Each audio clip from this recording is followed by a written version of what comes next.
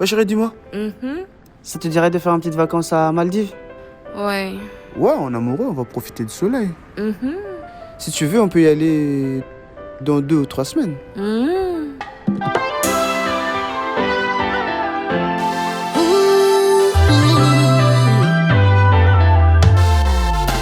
Kama mila fila mwana ravat kombatia nolo. Fatsofa utufu kuzana vogago takewa no solo Wameza fitia za fomitade le yava mino wangileko. Ile niye kumatara zao Denimbola tia za ukarkarebo. Asa tokana ni moza kombola tia. Denimbola tia za ukarkarebo. Asa tokana ni moza kombola tia. Tana nyazu fasaru tani mile. Tana nyazu fasaru tani mila. Tana nyazu fasaru tani mile.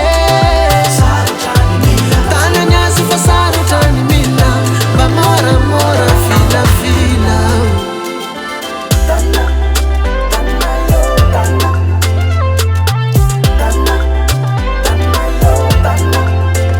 Bakara no one is out mamis pankatia.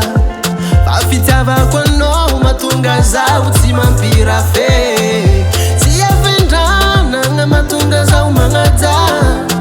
Fale mi sulu sulu lava timetamina.